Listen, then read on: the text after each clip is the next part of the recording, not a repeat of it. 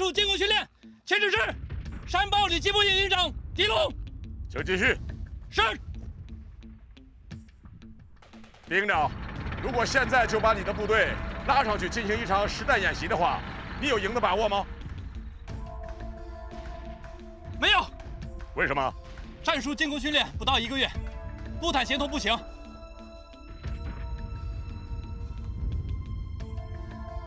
回到你的岗位上去吧。是。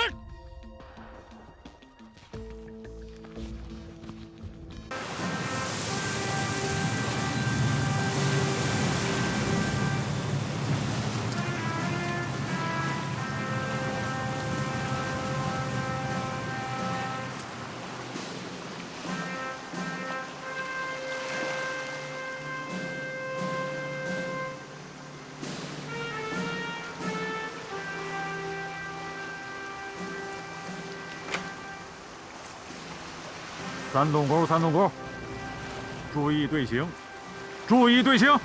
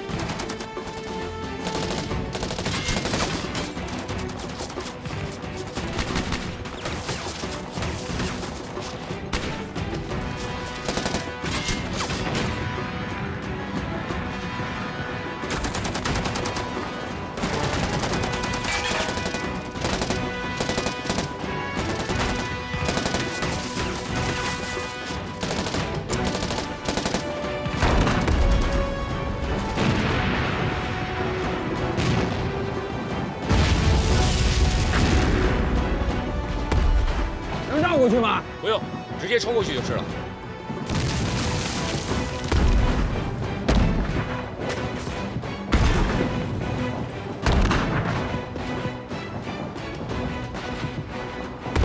哦，好啊，马参谋长，有点意思啊。是吗？就是战场太局限了，装备火力用不上啊。城市作战是未来战争的主要形式，尤其是陆军的作战形态。这里的各个街区和楼宇间的攻守对抗、楼房结构、院落布局、地下盘管、商铺住宅的产生运用、城市狙击作战的新战法研究，这些都是现代和未来战争经常遇到的课题。我们的训练呢，就是针对未来战场而设计的。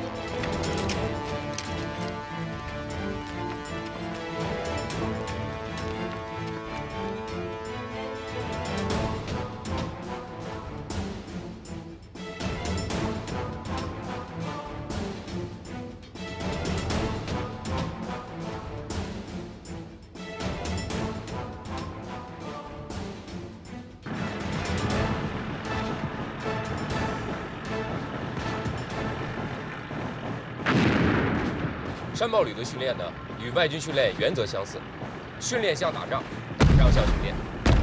说什么？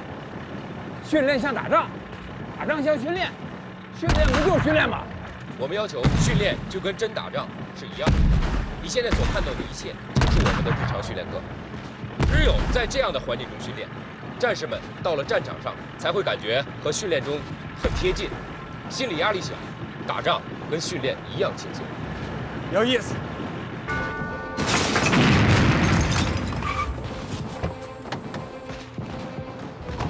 队长，一边好。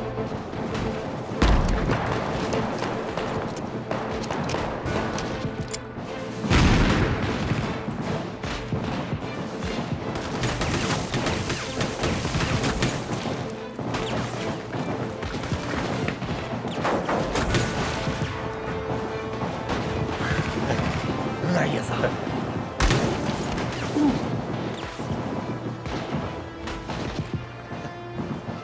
王队长，走，走。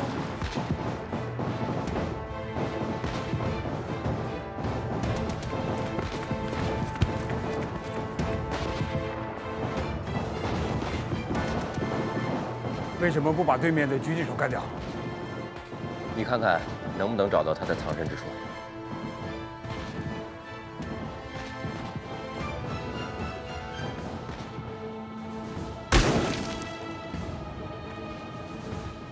这就是城市战的复杂性和残酷性。城市战的伤亡率是非常高的。有点意思啊。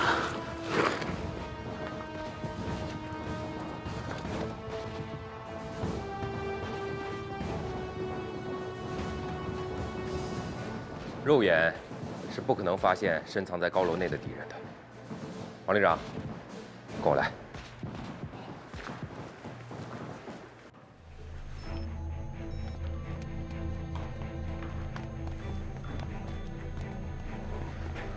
王旅长，你看，这个就是我们通过无人机和卫星系统的热成像技术，对整个楼房进行多方位扫描。你看，这个光点呢，就是刚才这名狙击手，他现在正在向上层移动。怎么才能消灭他呢？现在还消灭不了他，因为他现在呢，至少与我们之间隔了2层墙壁的距离。只有等他再次靠近我们这面的狙击点时，人和枪才会暴露在最少防护的地方。这个时候，我们才有机会去锁定他。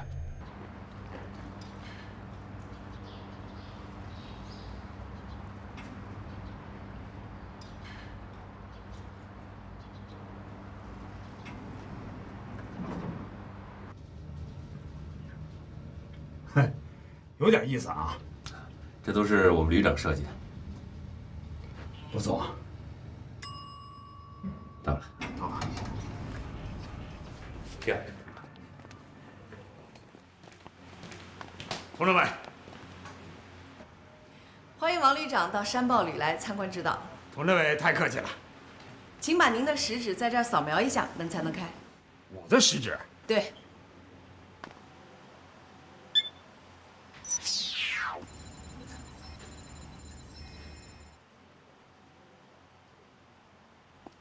哎，这里怎么会有我的照片信息？我从来没有在你们这输入任何信息啊！我们的信息侦查中心已经通过别的途径把您的身份信息采集到了。请进吧。好。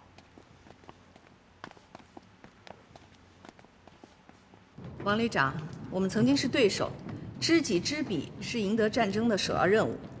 我们对你和何政委的相关信息做了收集，要不然你也进不了这座指挥中心。怎么，我的血压都测出来了？是，你现在的血压有些偏高，可能是刚经过城市战训练场时有些紧张。好多年没有经历这些了，真是又激动又兴奋还紧张啊！这就是我们的指挥中心。韩旅长，走，韩旅长，王旅长。没想到你的指挥所是这个样子。这个呀是全数字化的指挥中心，每天的训练情况可以在这里实时看到。来，您看看。好。郝参谋长，给王旅长介绍一下咱们全数字化指挥所的情况。是，在这里，可以对全旅各兵种、各专业和不同岗位进行自动考评，各班排和单兵个人也可以从网络系统回放复盘，查看自己当天的训练情况，总结训练中出现的问题。这套指挥训练系统比以往传统的训练方法能提高200%的效果。能提高这么多呢？是的。这套系统呢，其实就是我们全旅实力的大数据库。士兵从入伍第一天起的训练情况，包括体能、体质、心理素质、技能参数等，全部录入大数据库，以供随时调出用。如单兵技能达到某一级别的标准之后，就可以自动晋升到更高级别的科目训练，而不用与还未达标的士兵继续重复初级和低级的训练。因此，能帮助士兵在有效的服役期内合理调整训练强度和技能难度，对提升单兵作战能力、合理部署兵力都能起到很好的辅助作用。哎，这个片子我好像刚才在哪儿看到过。王旅长，这就是刚才您和郝参谋长一起经过的城市巷战的训练场，每天的课程在这儿都有记录，每一个战术动作都是要讲评的。现在画面显示的是我们特战大队2大队的攻防训练。刚才你们经过的时候，是1大队在训练。呀，坏了！我刚才狼狈的样子，你们是不是都看到了？第一次进入我们城市战训练中心的人呐，都会吓出一身冷汗。我们这个呀，可都是真枪实弹的训练。是啊，听出来了，枪声炮声都很实在。这么搞训练不安全吧？万一出事怎么办？这个你放心，安全措施完全可靠。一旦有不安全隐患，系统会自动报警的。不过，像刚才王旅长那样镇定自若，也是我们学习的榜样啊。我不信您自己看看。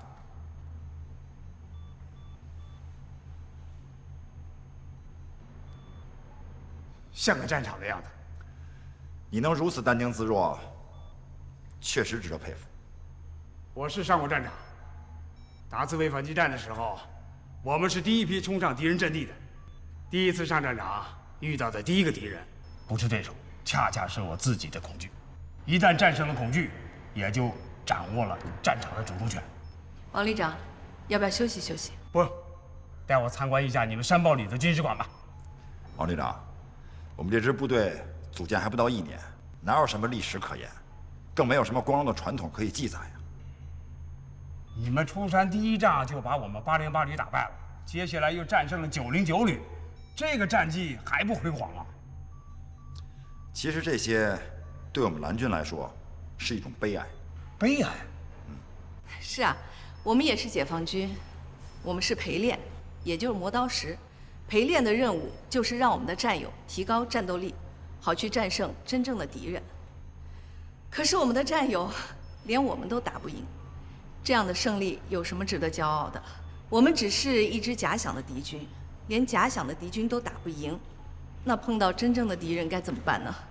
你说的有道理，是值得悲哀，是我的悲哀，是王可争的悲哀。所以我们也没有什么荣誉可言，也不用建立什么荣誉室、军事馆。那你们怎么搞传统教育啊？我们在网上建立了一个虚拟的军事馆。虚拟军事馆，这我还第一次听说啊！能不能给我介绍介绍？你看，这不是跟我们808旅历史一样吗？你一眼就看出来了啊！没错，这就是808旅军事馆的资料。我们山堡旅虽然没有历史，但人民解放军的历史就是我们的历史。我们让官兵时时刻刻牢记，我们山堡旅虽然是一支专业化蓝军，但同样是光荣的人民解放军中的一支建制部队。我们呢也常跟官兵讲，虽然我们平时穿的是外军的衣服，手里拿的是一部分外军的武器，但我们还是一个绿皮红心的萝卜，心永远是红的。我们旅的传统教育分为2个部分，第一部分就是把808旅、909旅的老大哥部队的光荣历史作为我们旅的传统教育的基础课，制作宣传片，设置网上军史馆，让官兵们了解我军的光荣传统，不忘入伍初心，教育官兵继承优良传统，发扬光大。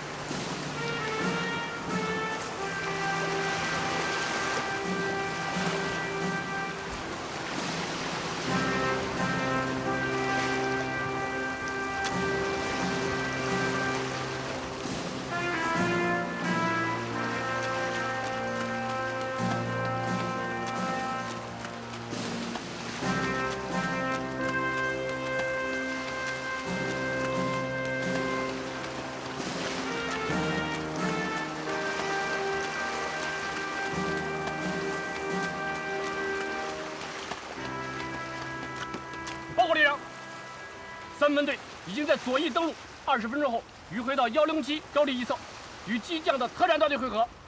怎么不和陆航协同好呢？啊！直升机比坦克早上来3分钟，3分钟，敌人就可以重新组织起火力。我和他们沟通了，可是干扰太厉害。我想告诉他们，今天的海流有变，让他们进入的时机推迟5分钟。可怎么喊他们都听不见，电台里全都是杂音。马上去解决问题。是，已经安排人正在解决。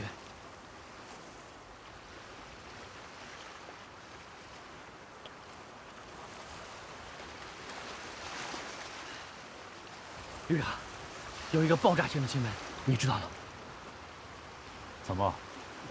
你带手榴弹来的？808旅王可征把韩鹏臭揍了一顿，听说打得还不轻呢，浑身多处骨折，已经在医院住了半个多月了。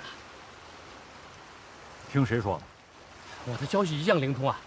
还有啊，王可征因为受处分，本来都提了军副参谋长，命令都宣布了，结果又收回去了。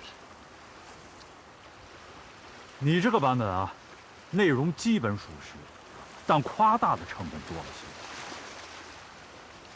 些。2人弄了场散打，山豹旅参谋长郝建国和旅长韩鹏2个人没打过808旅旅长王可征。韩鹏被打得鼻青脸肿，回旅里休息了3天。王旅长提集团军副参谋长的命令，是因为上次演习受处分而推迟宣布。这是官方的，转弯方。王可征这次可倒霉了。其实啊，我也想教训教训韩鹏那小子。哎，可是咱们不能犯王旅长那种鲁莽行事的低级错误，你说对吧？对，太对了，旅长啊，这一点我要向你好好的学习。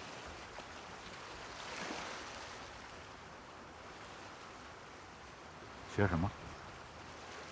你看，你对韩鹏总是异乎寻常的热情，而且你能化敌为友，你又那么谦卑，那么虚心，一点架子都没有。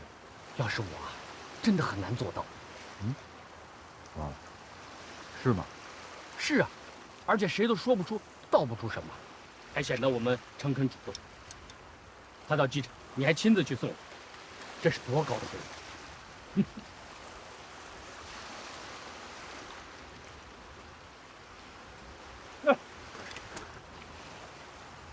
东拐东拐，训练结束后，把部队直接带回。小梁子，到，把旅长的吊钩带上。是。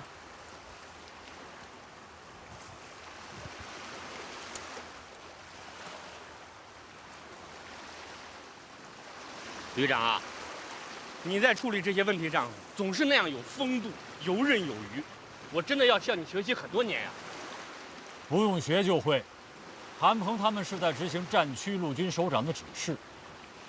虽然我们并不欢迎他们，但还要落实首长的指示。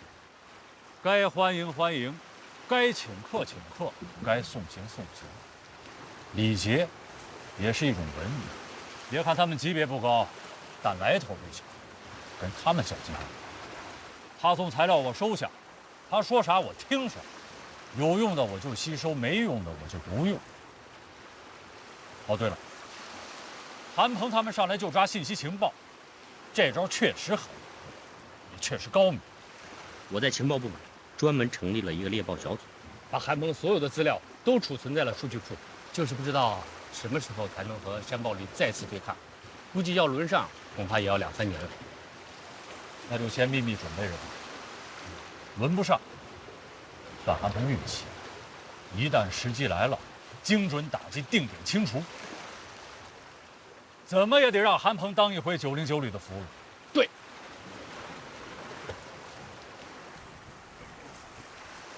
俘虏来了，俘虏来了。别急，很有可能是条大的。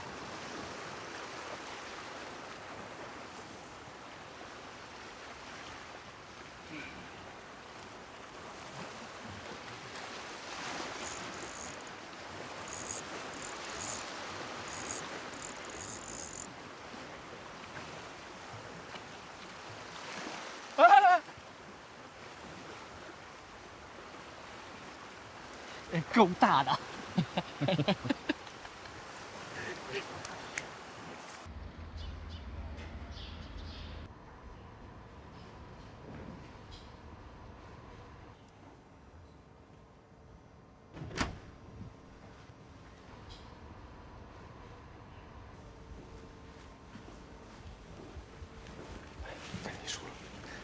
旅长不让动，从昨天晚上到现在，旅长还没吃饭呢。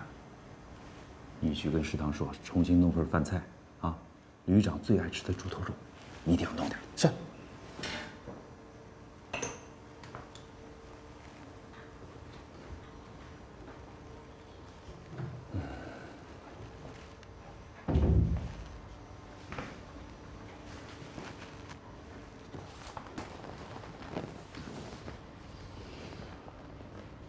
政委，你来的正好。你不来呀，我还要找你去。找我干啥呀？政委，我想让你来救我。你说胡话呢吧？我前天来找你，你不开门，说什么我要看资料，不能打扰，现在又让我来救你，你知道吗？我掉深渊里去了，政委，真的。哎呦，你赶紧去洗个脸吧，整利索点啊！我跟你说正事。去呀！哎。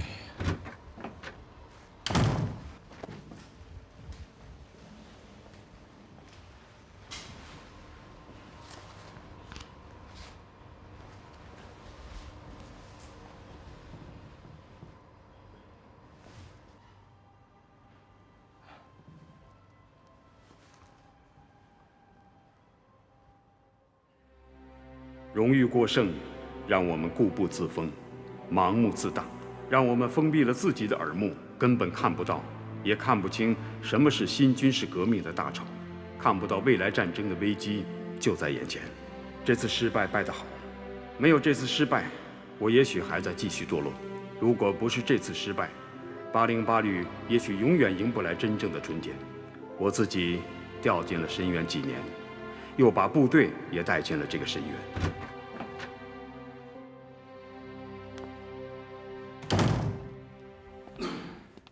哎呦，从深渊里爬出来了。怎么，看我写的东西了吧？看了，不错，挺好的。虽然语句不太通顺，但是意思蛮深刻的。行，有政委你这句话，咱俩算达成共识了啊。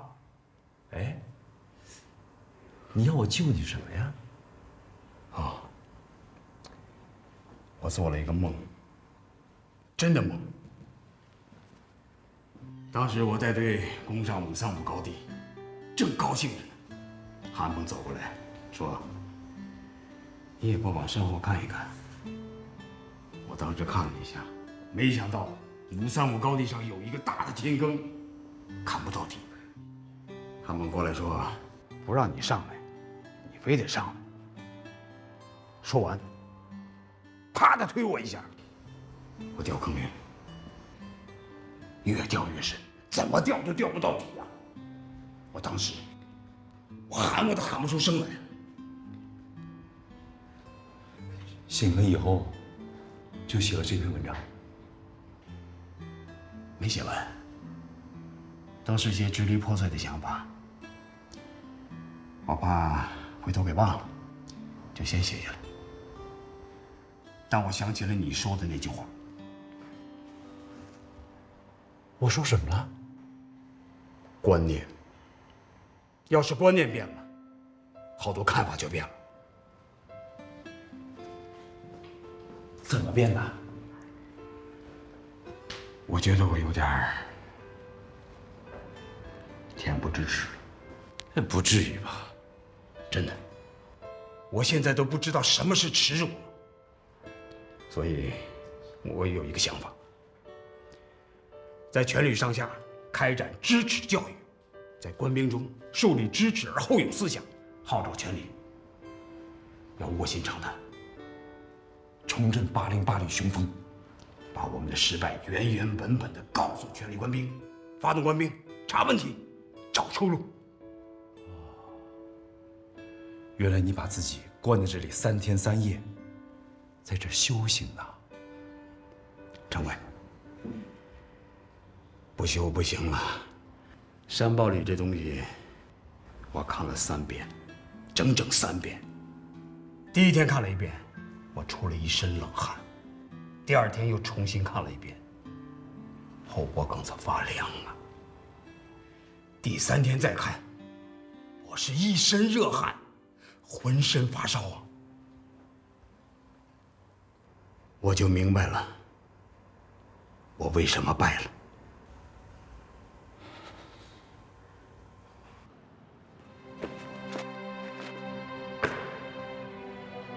同志们，旅党委经过认真研究决定，在808旅全旅上下开展一次深刻的知耻教育，目的很明确，就是要让全体官兵从今天起时刻保持清醒的头脑，从今天起勇敢地甩掉我们身上的优越感和荣誉包袱，以耻为鉴，奋发进取，不怕耻，认识耻，化耻辱为动力，知耻而后勇。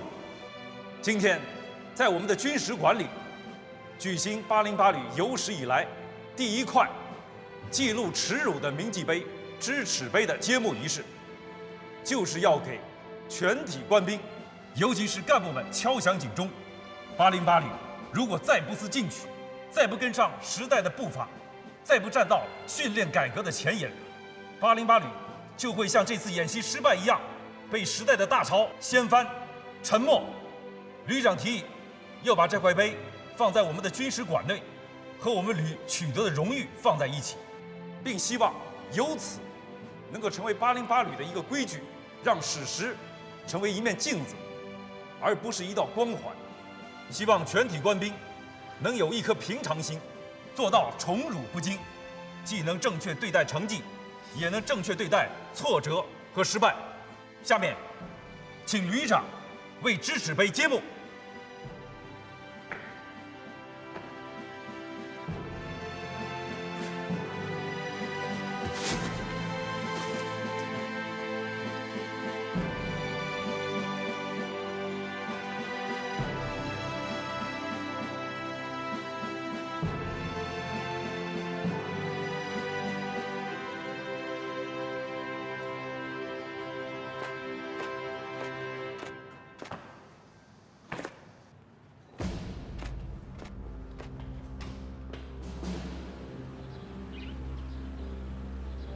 大家都看到了吧？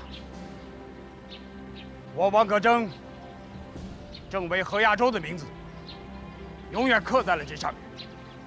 刻下了名字，就是立下了军令状。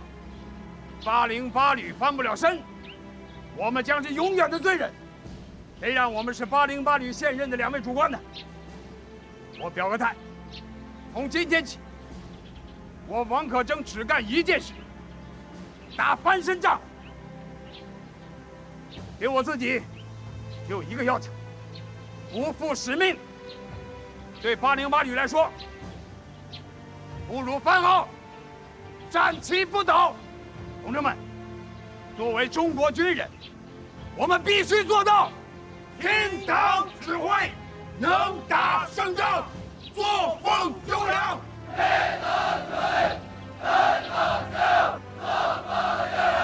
从今往后，一切要以战场为背景，一切要以战时为标准，一切要以打赢为目的。我还要求你们，从今天起，1年之内，808旅不再发布一条有关成绩、表彰、立功受奖的消息。我们的行动口号是：支持后勇，卧薪尝胆。支持后勇，卧薪尝胆。支持后勇，卧薪尝胆。支持后勇，卧薪尝胆。支持后勇，卧薪尝胆。支持后勇，卧薪尝胆。支持后勇，卧薪尝胆。支持后勇，卧薪尝胆。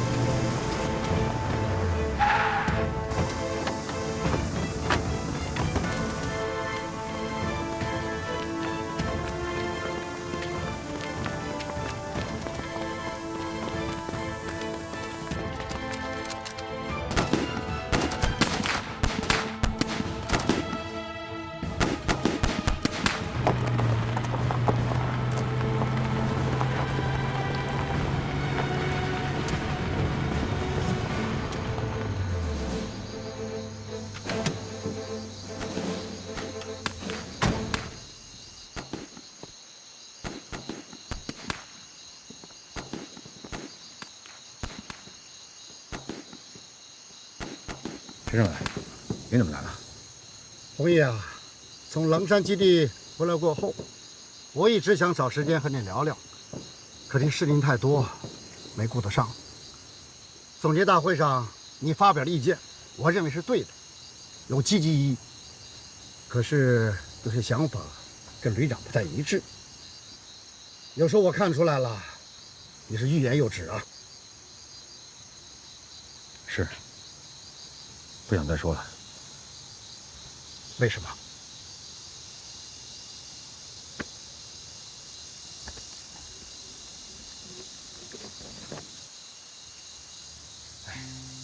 说了也是白说，他得罪人，工作上没改进，我和他的矛盾反倒加大了。不说，比说要好。红毅啊，你是对楚旅长个人有意见呢，还是对旅里的工作安排、工作思路、思想作风、生活保障方面有意见呢？主要是对旅长个人有看法，因为旅长的态度和言行直接影响着全旅。我对他的意见，也是对旅里工作的意见。好，你说清楚一点，也好，我在你们之间有个沟通。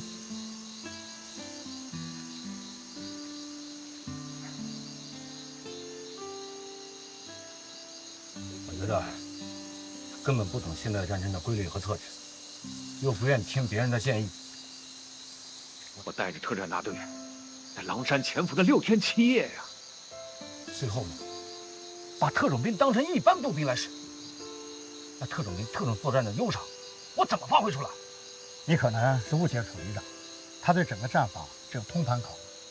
他认为你们特战大队潜伏悬殊太大，所以才等到炮弹到位、摩步营布置到位再发起总攻。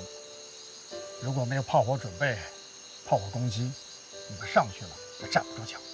这不还是他那老一套的传统战术吗？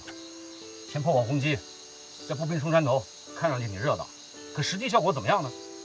这套东西解放战争就在用，教科书上也都有。哦，光你们知道，人家蓝军不知道啊！1500公里，费了9牛2虎之力把炮船拉上去，原指望他们可以彻底摧毁蓝军的前沿攻势。可最终呢，10分钟不到啊，让人家给灭得干干净净。说这个来气，你呀，江小庆，你说的也有一定的道理。咱们的网络通信被人家控制着，把炮兵阵地设在33洞高地，这个情报几天前蓝军就知道了，也不马上变更，硬往上拉。蓝军的电子侦察、直升机空中侦察、太空的卫星侦察，早就把朱团长他们盯得死死的了，能不被人吃掉吗？红衣啊，也许旅长考虑的没那么周全。是的，他这方面考虑的可能不太周全，可他摆样子演给首长看，考虑的可是10分周全啊。说白了，这不就是拿演习当演戏吗？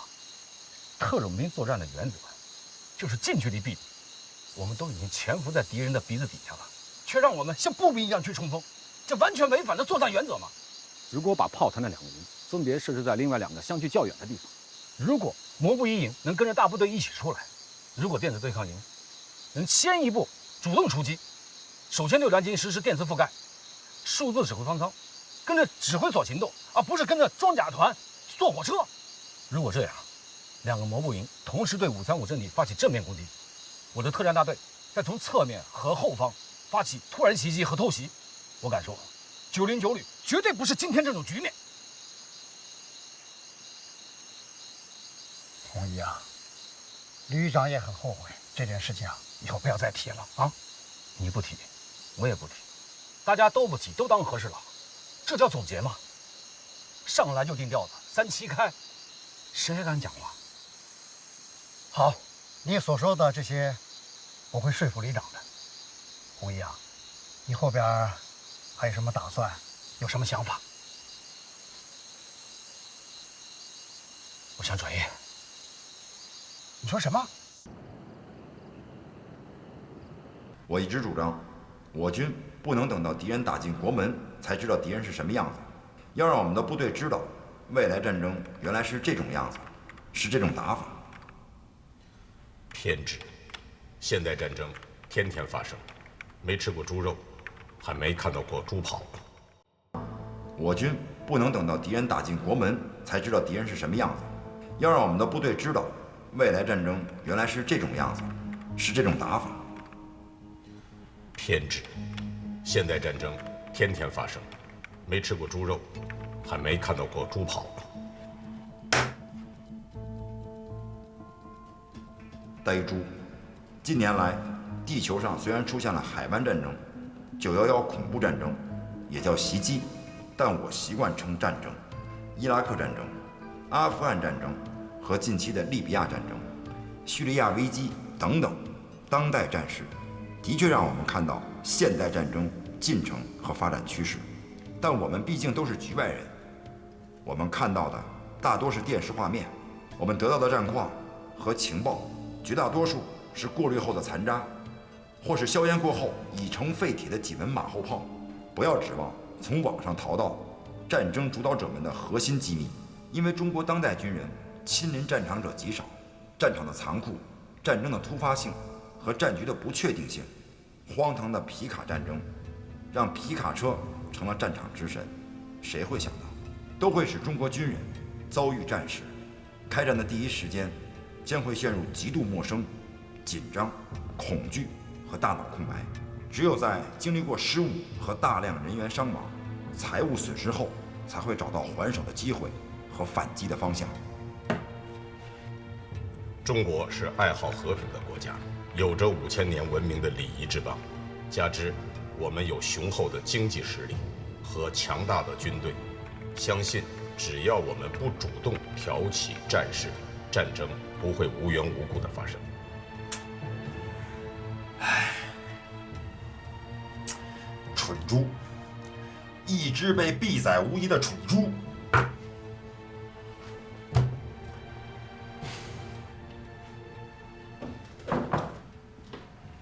沈参谋长，还没下班呢？你们也是还没回家吗？啊，我刚刚看完决战2017演习总结报告，看来这2个单位啊出动很大呀。是啊，808和909旅，他们总结的也很认真。虽然是2个单位的认识程度不同，但是只要是发现了问题，改进了方向，那我们就值得肯定。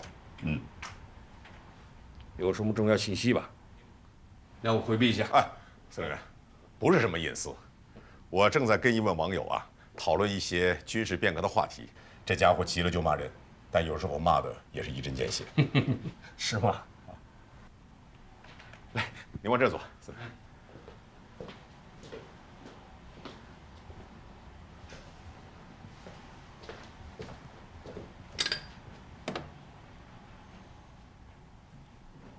这枚子弹很凶啊，是吗？我以前看过他的论述，还有很多想法很超前，很有操作性啊。组建专业化蓝军的很多想法，就是从沉默的子弹中啊受到了启发呀。这么说，你也是他的粉丝啊？那何止是粉丝呢，简直就是钢丝了。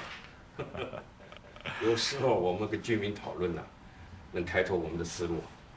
我跟您有同感。在来战区陆军之前，我经常跟子弹呢讨论，甚至争论过。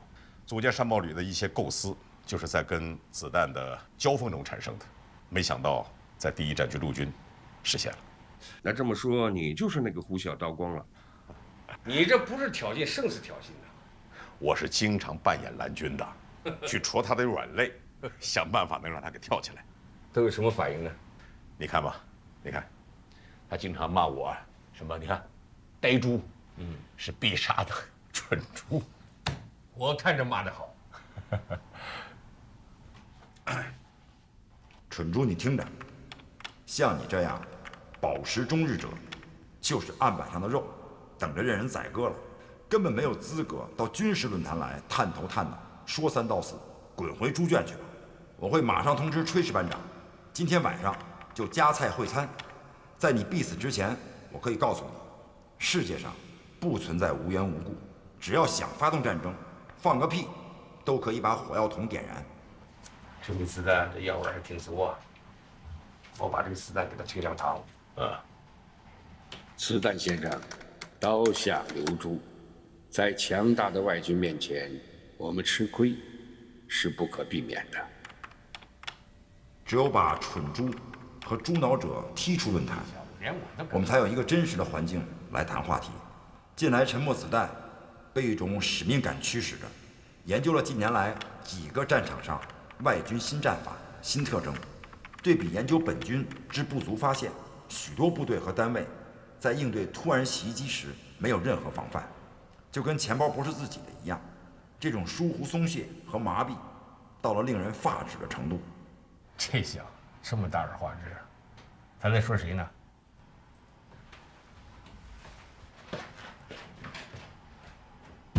哎，这是什么意思啊？怎么不接招啊？人家不跟你玩了呗。这叫什么病啊？这，他经常这样，投下一颗手榴弹就离开了，具体炸到谁他从来不管，但不知道什么时候呢，又冒出来打2枪，接着又是不见踪影了。网络世界啊，一个小卒如果用到位的话，他可以推翻一个元帅，这不是不可能的。司令，请。这小子厉害啊！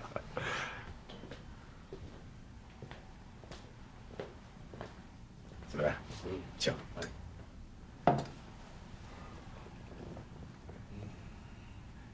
这一点有点像韩鹏。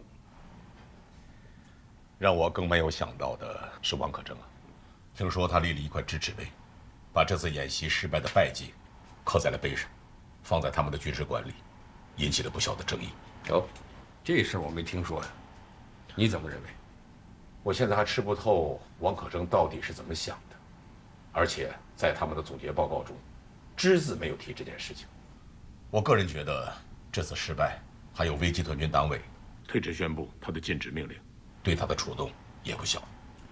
王可征这个人呢，光明磊落，敢顶撞，也敢壮士断腕。他要想通的事，啥事都好说。他只要是想不通了，那也是个难办的主。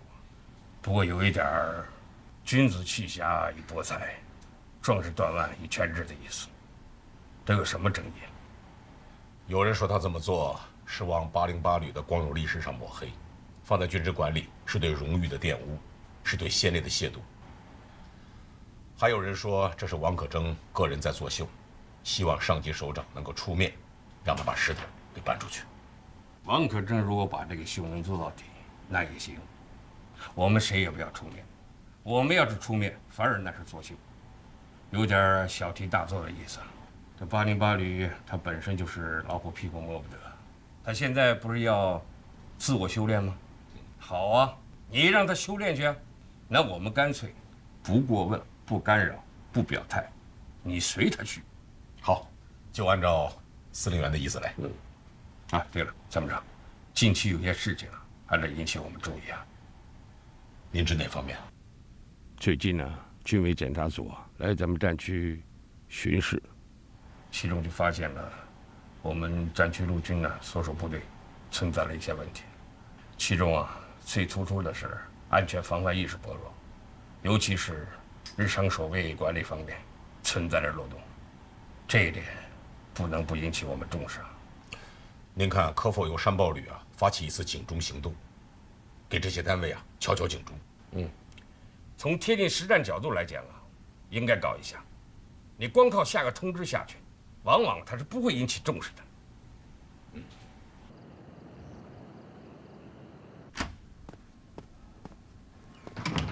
哎，政委，什么事儿这么着急啊？我还以为你在宿舍呢，你这去哪儿了？啊，晚饭前就去了海训现场，3营2连喊上打靶，一半没打中，气得我。我呀，让他们夜里谁也别睡觉，把原因给我找出来。这不丢人现眼吗？你说？楚荣生不是在现场吗？你让他去处理不就行了吗？后天军里就来人考核突击战车，海上实弹打靶。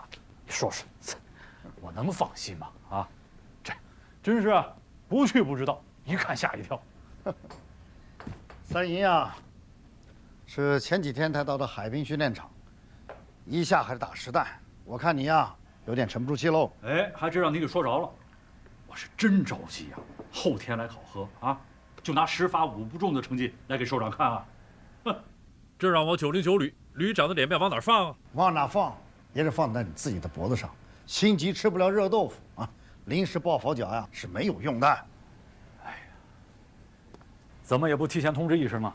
哪怕半个月也好，是吧？这搞得手忙脚乱的。哎，这是不是有点学韩鹏，也搞突然袭击哼，我看这不能完全怪上面，主要平时我们海训搞得太少，领导考核前3天才安排海训，成绩不理想就不理想吧，只要我们努力一下，我相信成绩会上去的。哎，我说，这可不像政委说的话呀。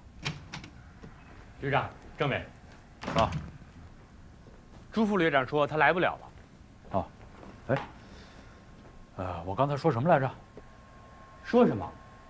我什么也没听见。我是说我跟政委说什么来着？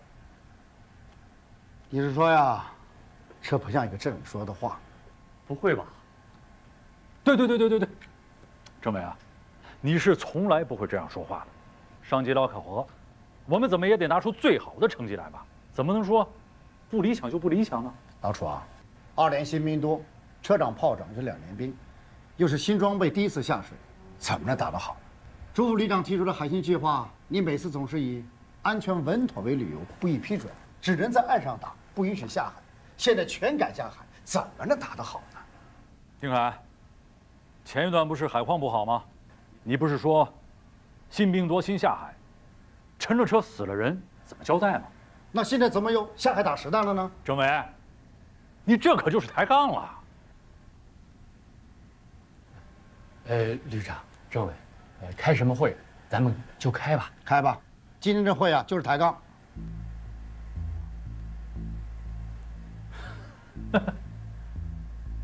怎么了，徐小村？吃错药了吧？老楚，你怎么说话呢？今天叫你们来呢，我们开个会，研究一下演习失利的原因，分析一下我们909旅现在存在的问题，希望能够统一认识。干嘛非要安排在晚上呢？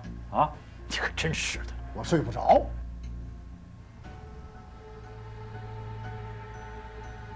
好吧，你说吧，什么问题？我们档案办上回来过后，旅官兵思想波动很大，大家是有目共睹的。但是我们常委领导的思想没有统一的认识，909旅的路将来该怎么走？翻身杠将来怎么打？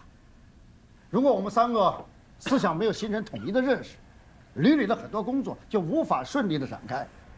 还有的就是有些问题，大家心里都有数，有时候碍于情面，装作看不见，闷着不说话。我认为啊，这是一种不称职、不负责任的表现。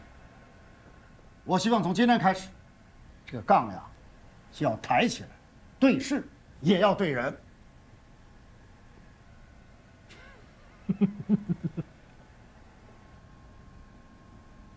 哎呀，这是怎么了，政委？有问题当然不能回避了，是吧？可我们打败了吗？首长连一句批评的话都没讲啊，是不是？啊？我们干嘛非得自己作践自己呢？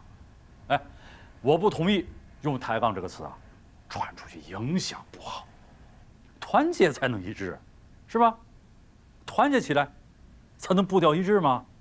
政委，你说吧，训练中有什么问题，我们马上改，马上行动起来，不就行了吗？丁凯，你说说。我听着呢。现在不是听，是说。既然政委要抬杠，你也说说嘛，你也抬抬嘛。你说，刚才我说的有没有道理？这个嘛，我觉得旅长、政委说的都有道理。对，对，都有道理，那这不叫抬杠，那叫什么？探讨问题。老楚啊，我看你这是在和稀泥。哎，和稀泥不正是你政委工作之一吗？我知道，最近有些同志啊，汇报了一些问题情况和不满情绪。我知道，什么问题，什么情绪？你说说。老弘毅，他并不是因为决战2017成绩不理想而有意见的，一开始他就一肚子不满，他是带着情绪打的演习。你以为我不知道啊？当然。他说的不是完全没有道理，但党委定下来的作战计划，不管你有什么意见，必须坚决执行，绝不含糊。他把这种情绪啊，一直留到了现在，还提出要转业。你说，我们能接受这种情绪吗？还有呢？还有就是周荣生，他也受弘毅的影响，现在也是对这个看不惯，对那个不满。你说这种矛盾要是暴露出去，全旅官兵怎么看待咱们旅领导？今后我们的工作怎么展开？牢骚太盛防肠断，风物长宜放眼量嘛。大度一些，眼界开阔一些，不要总是计较个人情绪郁闷就随意宣泄。其实这是一种很不好的习惯。丁安，我不是叫你找弘毅谈谈吗？谈得怎么样啊？我还没来得及。我找过弘毅，问题不在于谁发牢骚谁不满。那问题是什么？问题是他们为什么发脾气、发牢骚？我们根本不知道什么原因啊！我想，主要还是对山豹旅的不满。大家对于山豹旅的对抗感到很不适应，对这种不讲规则的演习也不习惯，因此都觉得我们老老实实按训练大纲的要求去做，结果打起来就变成了另外一个套路。以后我们训练该怎么搞，大家的确感到有些迷茫，不知所措。我跟几个营连长也都聊过，他们觉得，照现在这种训法，再打起来还得输，因此训练的热情就不高。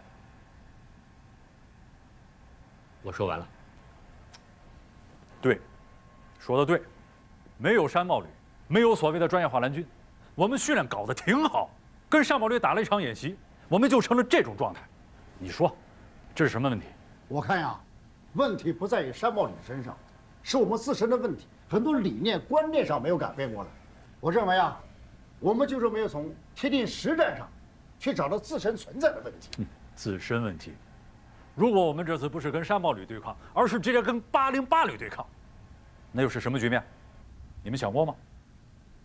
没想过。哎，我想过，那才是一场华南虎与华北虎的巅峰对决，那才算是一场两支现代化的机械化步兵旅的真实的实力较量，与高手对决，虽败犹荣，我们赢得起也输得起，我服气。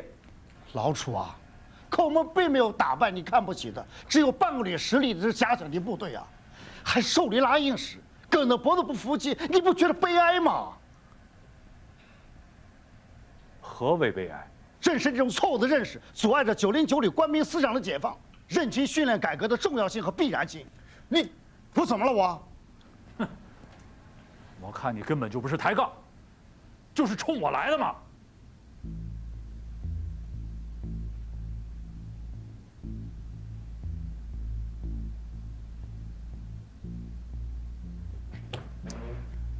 我保留我的意见。如果是我的责任，我绝不推卸；是我的错误，我会写出检查。但909旅绝不是你们想象的那样病入膏肓、不可救药。我会为909旅的荣誉，坚持我自己的观点。走了。旅长，这么晚了，上哪儿去？二营海军现场。我们是散会的。旅长，我还有话要说，先听我说完，好吧？来，坐这儿，坐这儿，来。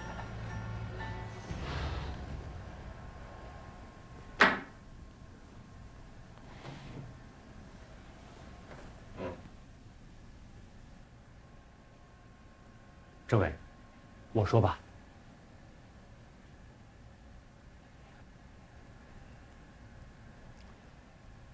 我是参谋长，训练工作是我主抓的，训练上的问题，责任在我，我要检讨。前段，洪毅和朱荣生都跟我谈过，他们想搞训练役改革的想法。两人也都拿出过一些新的、具体的训练计划和方案，我是看了，但觉得还不是十分妥当，有些地方存在不安全因素，退回去让他们再改改。我想，等成熟了再上报旅党委。我觉得，是我没有把这项工作抓紧落实，这跟旅长没关系。你报不报，我都知道，不是你的责任。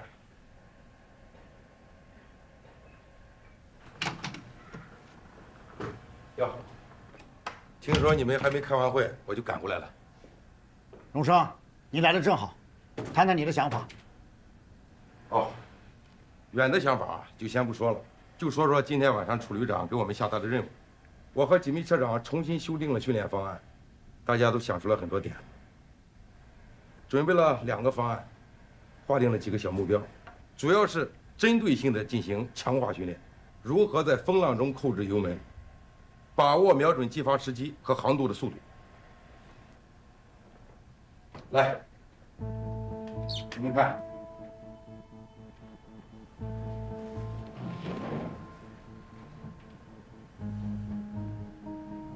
第一个方案，第一组在沙滩上练习，撤不下来，对海上漂浮的灯标进行瞄准射击，主要是射手们训练。第二组是海上驾驶训练，主要是车长、驾驶员、通信、官场等随车下海训练。我们还有一个方案，就是把已经退伍的几名优秀驾驶员炮仗请回来。把退伍兵请回来？对，请他们回来做临时教员。我已经给他们打电话了。他们能回来吗？听说部队有需要，他们都非常高兴。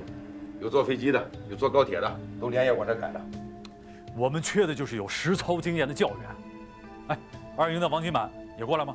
来，他肯定来。好，太好了，只要他过来啊，那就没问题了。他是1级车长，又是1级炮手，又是我们的教员标兵。行啊，朱团长，没想到你能想出这个点子来啊！我看现在的新手啊，不是技术不行，是实战经验太少了。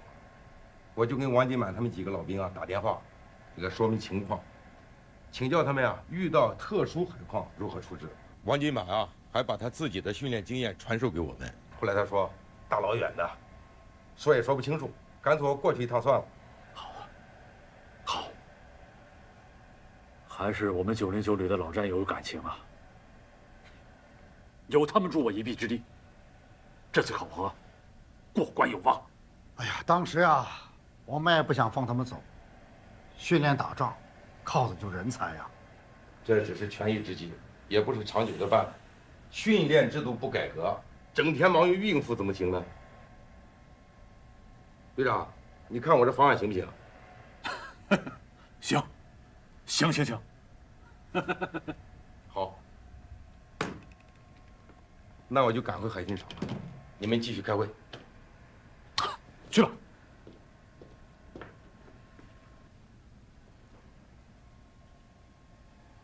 队长、政委、参谋长，有句话，我说出来不知道合适不合适。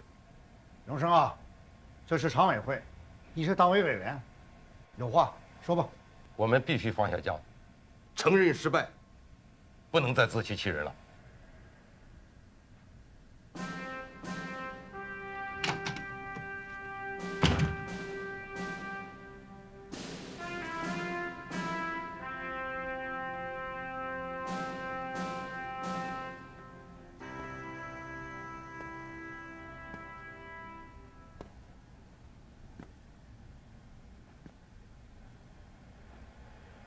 自欺欺人，老楚啊，我觉得这话糙理不糙，你呀，真应该好好想想了。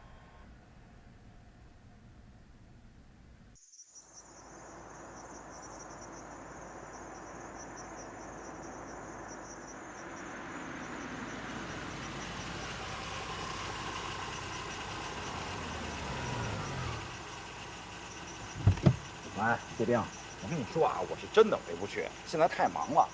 爸那块啊，你就多去看看啊，他的脾气你也知道。行，我要开会了，我马上挂了啊。哎，人都到齐了吗？都到齐了，什么事儿那么着急啊？连夜开会。沈参谋长有新任务。什么任务？战区陆军呢要展开一次安全防范意识的大规模检查，让咱们呢配合安全形势教育，展开一次小规模的行动。哎，咱们进去再说吧。啊。谢兵给你打电话的吧？催你回去拍婚纱照呢。哪有时间呀？哪儿开会啊？会议室。好。起立。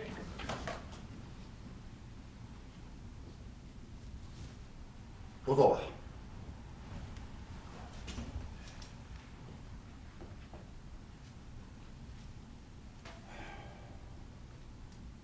这首长是什么意图啊？我刚被沈参谋长叫去，你们几个先看看这个。这个呢是最近保卫部门掌握的一些敌对势力对我军要害部门实施渗透的一些案件，还有童政委撰写的一份分析报告。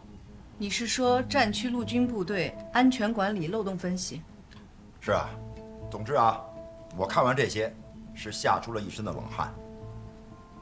我们有责任向这些单位通报，向首长反映，让他们抓紧整改。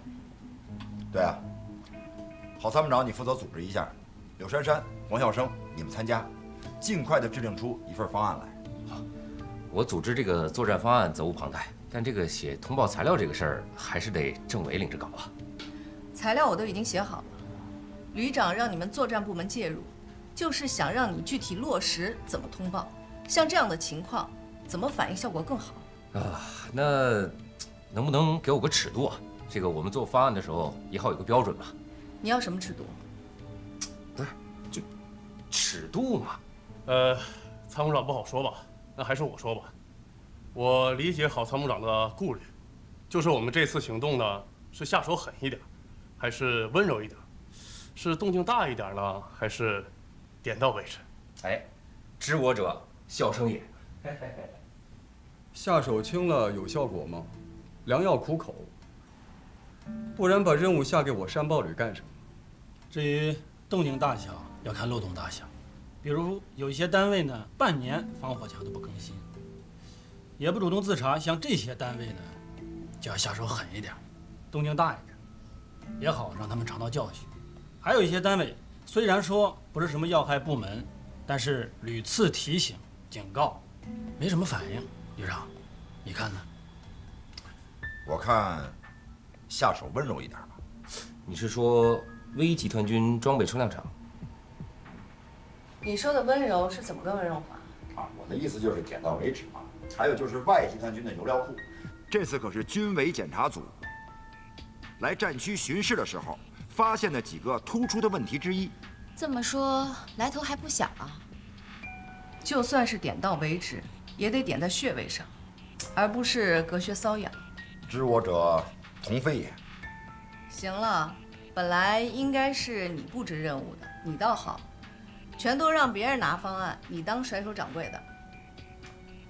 目的是敲响警钟，关键是什么时候敲？关键是敲多响，关键是敲哪些单位，关键是需不需要我们陆航出动？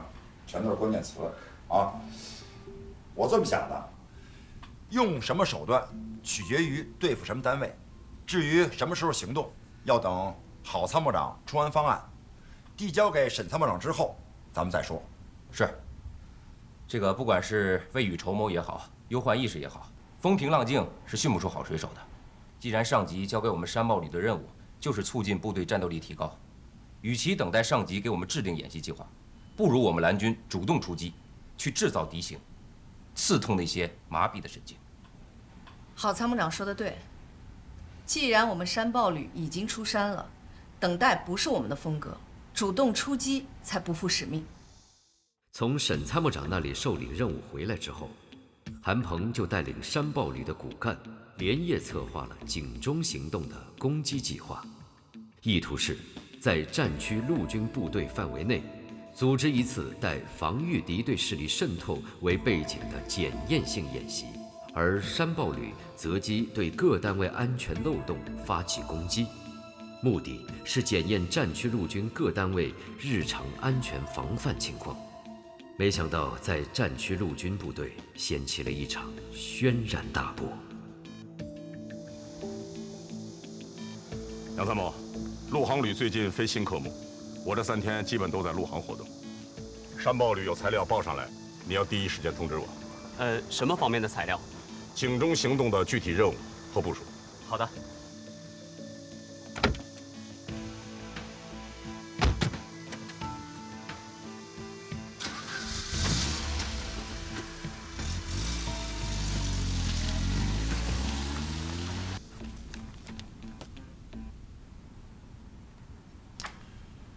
可以，这份计划没问题。今天晚上啊，咱们就按这份计划行动。行，签字。哎，我有一个想法啊，咱们这个行动计划可以先不用报上去吧？不报啊？今天晚上就行动了，你现在不报，你想什么时候报？我也没想好呢，明天报或者今天晚上再说。这可是军事行动，动兵动装备的，你怎么能事先不请示不报告呢？咱们不是专业化蓝军吗？咱就得办点专业化的事儿啊。对抗演习的时候你怎么玩都行，可现在是日常生活，弄得这么翻天覆地的，连首长都不知道，行吗？你先别着急呢，你先坐下，你先坐下，我跟你说。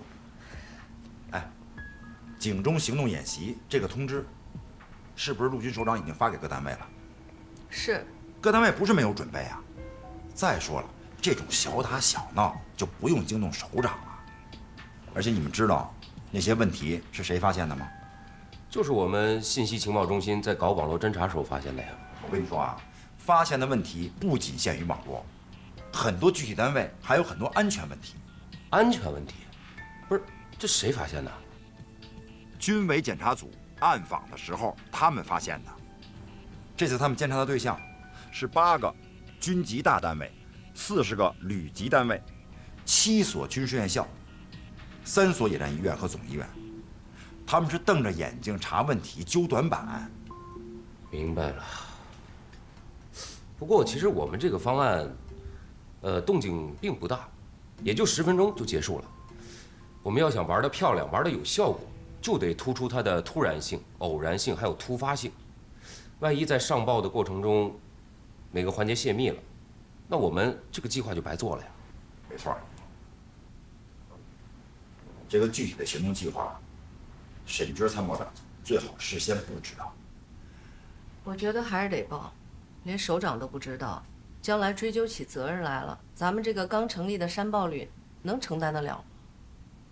万一哪级首长火了，给我们告一状，说撤，咱就白折腾了。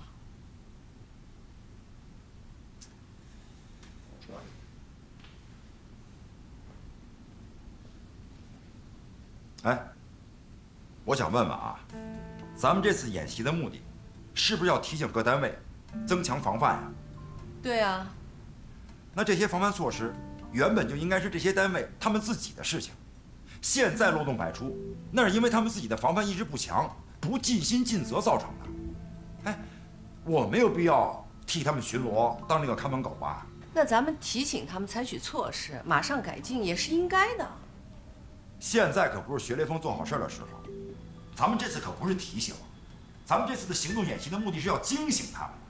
今天咱们发现他们一个漏洞，咱们提醒他们一次，明天再发现一个漏洞，再提醒一次，那长期以往，他们就养成习惯了，以后会说，哎，什么事情有山豹旅呢，我们可以高枕无忧了。对，到时候首长再一问，这个漏洞谁查出来的？山豹旅，好，表扬山豹旅。那以后这种差事全落到我们旅身上了。万一再出现什么情况，那就怪我们没有及时提醒、及时发现。我觉得我们不能惯这种毛病。你这只是推测。哎，他这可不是推测啊，以前有过这种先例啊。这次我们主要做的不是提醒，而是惊醒。警钟行动嘛，就要给他们敲警钟，而且把这个警钟要敲响了，否则咱们等于没有完成战区陆军给咱的任务啊。那照你这么说，不报还对了。也不是对了，就是什么时候报，怎么报，上报的程序，咱们再好好商量商量。怎么，你想跟首长玩猫腻啊？不是，这个也不是猫腻，就是早报上去，有可能会走漏风声，一切就前功尽弃了。哎，没错。而且啊，这份计划，沈军参谋长事先布置到为好。你是怕他知道了，将来反倒会有人怪他不事先吹吹风？反正不管怎么说啊，行动计划今天晚上暂缓上报。行，什么时候上报你一定得告诉我。那是肯定的。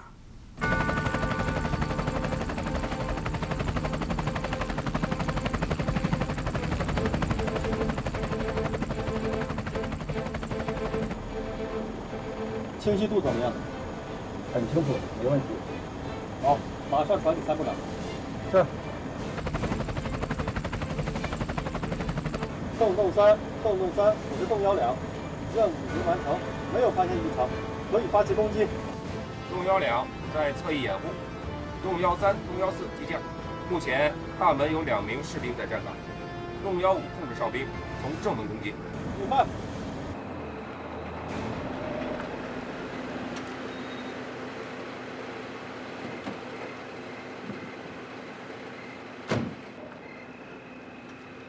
这里是军事基地，请您离开。啊，兄弟，我是旅游公司的，我有名片啊。什么名片都没用，这里不是旅游地，你走错了。啊，你看啊，这儿就一条路，你说我不从这儿过，从哪过？是不是？哎，兄弟，你过来，你帮我看一看，这儿就这一条路，你说我从哪过？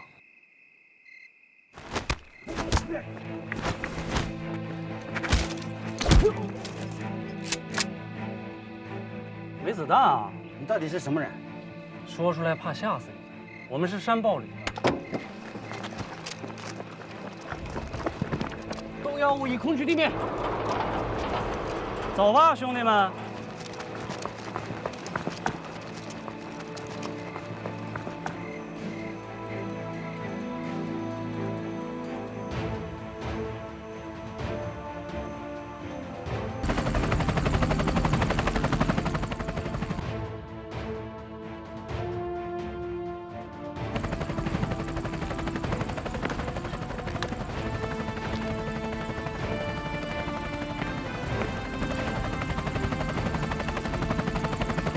530油料库的弟兄们，我们是山豹旅特长队的，今天晚上来炸毁油料库。我命令你们放下没有子弹的武器，留在房间，不许出来，否则将会有生命危险。有机关，快拿枪！班长没子弹了。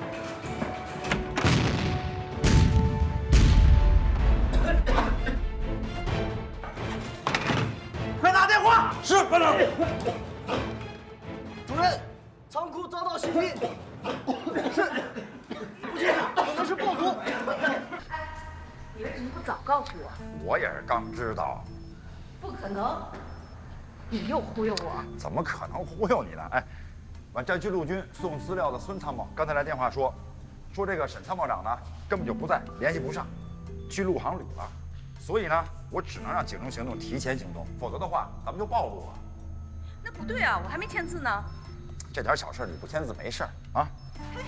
我不签字不符合程序啊，万一出了什么事儿，我也可以顶了呀。能有多大雷呀？又不是几千万、几个亿，下回一定啊！老婆，怎么样？行动十分顺利，作战分队已经进入目标区。告诉郝参谋长，10分钟之内解决战斗。是。动作3 10分钟内结束战斗。明白。韩鹏，过来。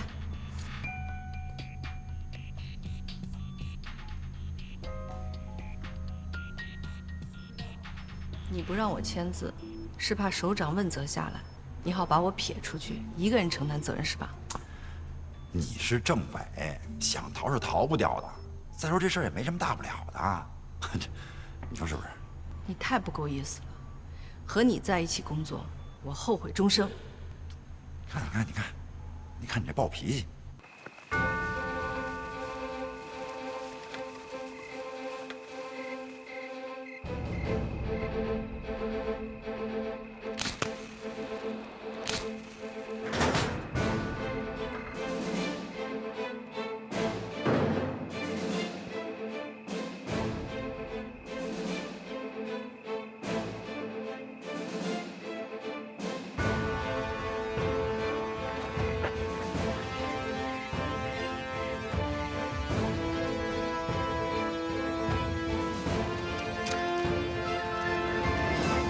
各小组注意，孟涛小组警戒掩护，其他作战小组30秒撤离，30秒撤离。撤！抓紧时间，快，抓紧！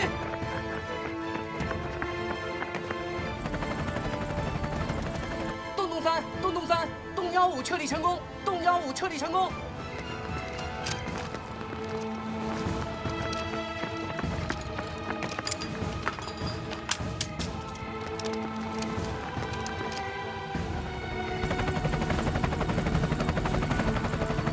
3小组准备完毕，可以撤离成功。